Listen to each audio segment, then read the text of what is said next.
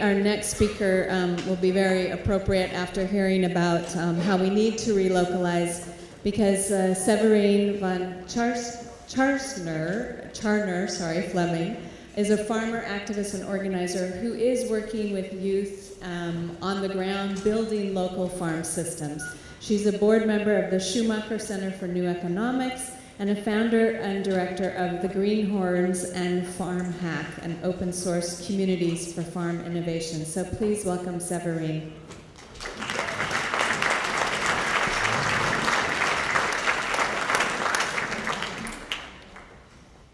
So I'm the youngest one, and they figured it would be fair to put me in between these ladies.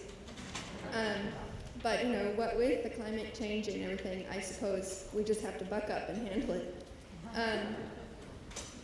So I've been looking at the internet since about 6th grade, as have many of my colleagues in this young farmers movement, which is what I'm here to tell you about, how it's moving in the young farmers movement. Many of us looking at that internet and looking at the world around us decided we needed to plug into a different interface. And that interface happens to be down here. That's the interface of agriculture.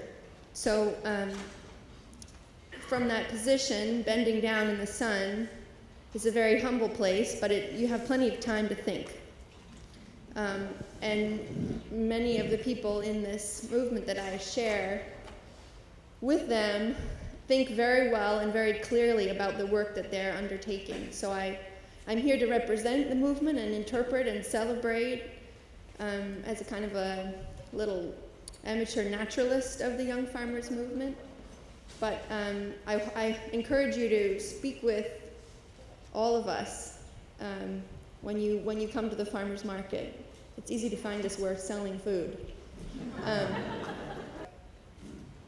So that's the context in which we find ourselves. This is the context in which I find myself. This is the 5 hours north on a train, and then you can even take your bike on a train, or I know maybe it take you a week by sailboat. In fact, it does. In the Adirondack State Park, which is where our water comes from. Well, Catskills here. So I'm going to undertake now a little bit of a naturalist journey through the young farmers movement, the character of the individuals, the systems they inhabit, the economies they're building together, and the autonomy that they experience in doing this work of straddling that place in nature, the ecology, with one foot, and of course selling the food, the economy, on the other foot. It's a straddle. But you get flexible hips.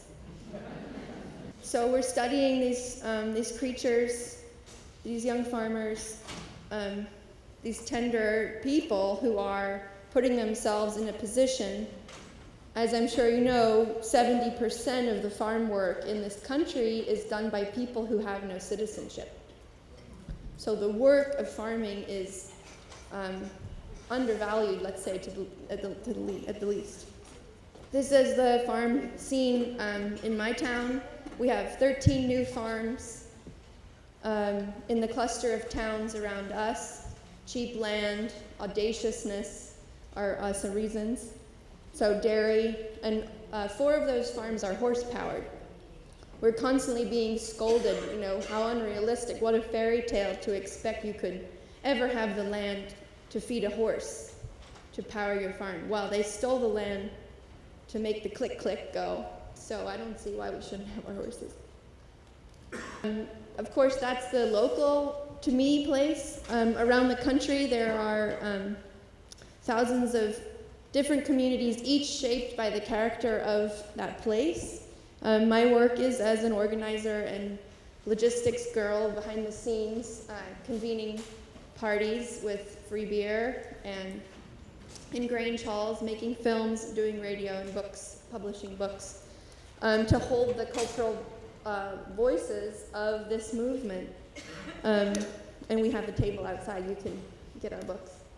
And listen for yourself to what is emergent in our minds as we're working.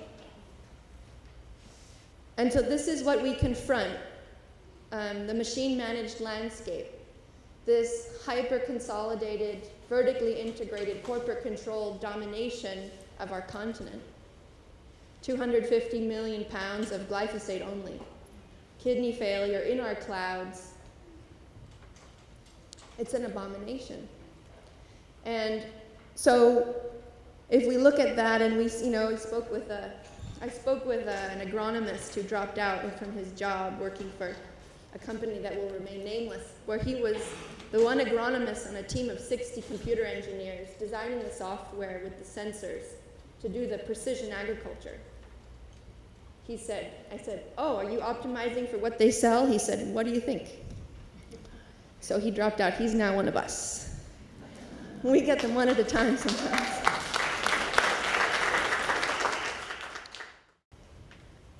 Those are the micro drones. They're making them at Harvard. They're making the bee drones. Maybe you saw them with Reverend Billy. He was emancipating the bee drones.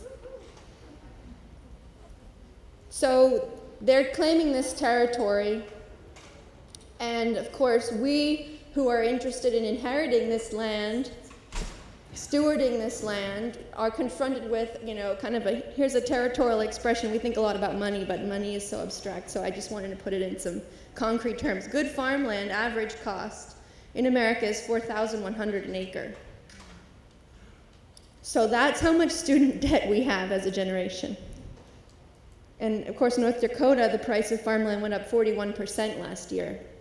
Not for farming, mind you, that's for fracking. Haha. You're all serfs now, and you'll never fight back. Indeed, this talk, and I think this movement is at least in small part a retort against the macroeconomic context in which we find ourselves, and an attempt to build from the ground up an economy that makes sense in place. So we don't look at this barn with nostalgia. We figure out how cheaply can we prop it up. And I think that's kind of the agrarian technologies that we explore in our almanac, that we explore in our farmsteads. Restoration agroforestry, using electric fence and a guardian dog to manage land we don't own, harvesting wood and coppicing. These are the kinds of technologies that are like scar tissue, to capture the places we can and hold them and build wealth there on the land. So the logistics and the kind of algorithms that are expressed in our movement, not the algorithms of domination, but the algorithms of opportunism, have a lot to do with the landscapes that are so dominated. So here we have in the land north of San Francisco, which spits out millionaires every day by the dozen, who are addicted, Andy Kimbrell, to Pinot Noir. You have a landscape dominated by wine grapes, and the vista of billionaires. So where is the young farmer to find the land? And the answer is underneath and between. So Adam and Paula are now managing 300 acres from 7 landlords, grazing their sheep underneath the wine grapes, making compost in barter for lease, managing CSA plots, biodynamic gardens around in little parts of the landscape. Here in the Palouse, where we grow a monoculture of wheat, well, there's some lentils too, soft white winter wheat to export to China, to make ramen noodles, to then re-import. Well, actually, they eat a lot of ramen in China too. There in Palouse, you see that abandoned, smaller scale grain infrastructure. From the road, you don't know what's going on, but underneath it, in this little pocket valley that's too small and too wet for the big equipment to fit, there you have a flock of Jacob sheep and a young couple making their living on a handshake deal from someone they met in their school, on an old homestead, restoring the barns, restoring the apple orchard, building the fences back up, and gaining a foothold on that landscape. I should mention, I'm still young, I have to promote my nonprofit. Agrarian Trust, we're collecting the stories of land access. again, we have the peri-urban white barn farm, and we have the deeply urban Brother Nature. This is in Detroit, 2 acres. She's also 2 acres. She's in Wrentham, Massachusetts. Both of them doing CSA and markets, finding the ground and healing it. This is Grant. He's a farm hacker. This is his conversion electric tractor that he uses on his farm. He's doing restoration agroforestry. Again, we're using the GPS to plant thousands of trees in the middle of a corn monoculture. Grant, incidentally, is single, and he's in the middle of Iowa if you have the temptation to get out there. So you have, again, in the middle of a lot, Tess, when I said, tell me about your relationship with your smartphone, which every young farmer in that hip pocket has. She said, yeah, my smartphone costs me 20 bunches of beets a month. And 20 bunches of beets, that's 10 row feet of beets for 6 weeks.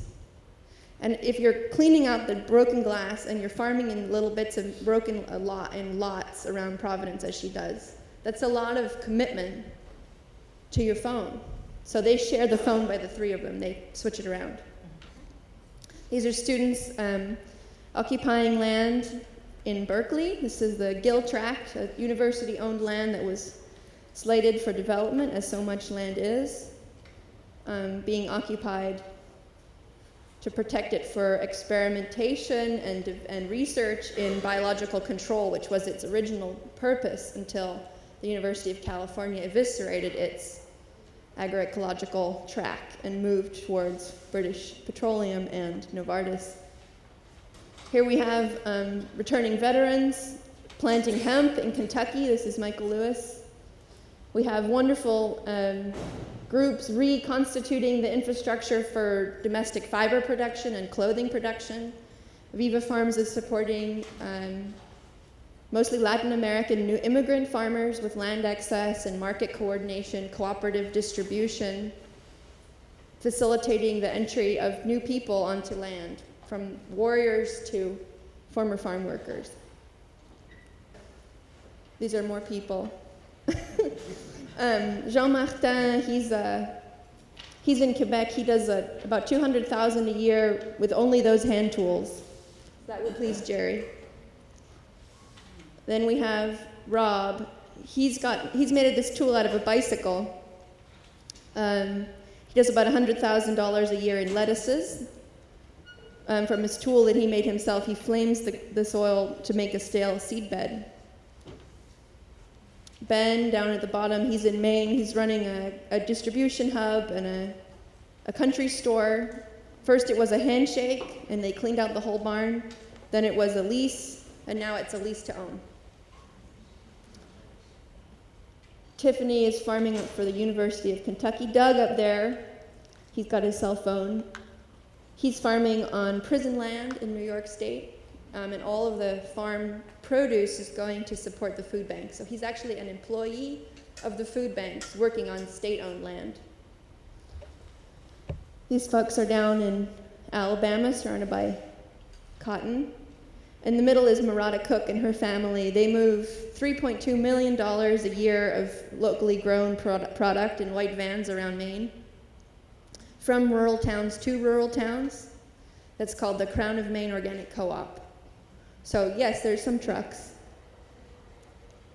But the basic technology isn't necessarily the infrastructure of the individual business or the association between the businesses, or the basic need is the land. So I guess I'm here to say what we need is the land. Obviously the Louisiana Purchase also caused some debt. It was the dispossession of thousands of nations of people. It was a stretch made by Thomas Jefferson for an ample provision for our posterity of freedom for a widespread field for the blessings of freedom. This happens to be the amount of land that is going to change hands in the next 20 years in this country. So in a very real sense, we're at an inflection point that has tremendous implications from a political economy standpoint. Who will hold this land? Who will care for this land? Who will love this land? We already have 400 million acres of commons in this country. It's called our federal lands. You can see on the left. Most of Nevada is federal land. And we don't manage it very well in most cases. So what would it mean if we took a model that they found in France, a model similar to the CSA, in that it's a truce between the stakeholders, or in our case, a truce between the generations?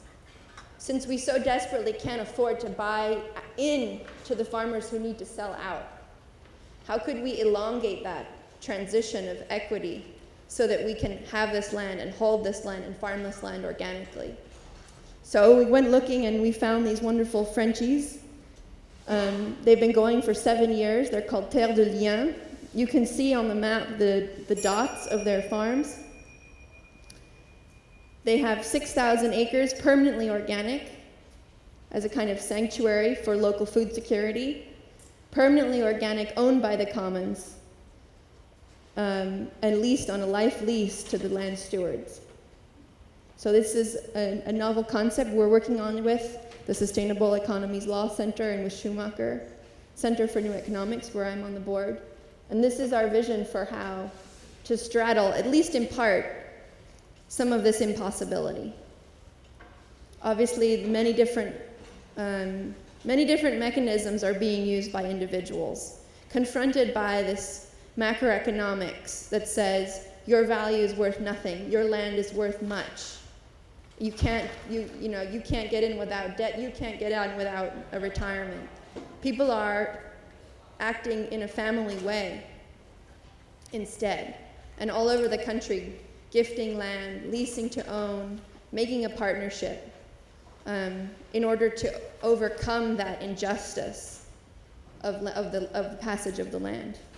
And of course, our mandate as a generation to be part of the restoration of economies and ecologies and communities. And the question is, can we have enough fun doing it? And I hope that if you know some young people, if you are some young people, if there are some young people that you could know, that you reach out and encourage them to consider putting their lives lower down on the system, maybe actually on the surface of the ground.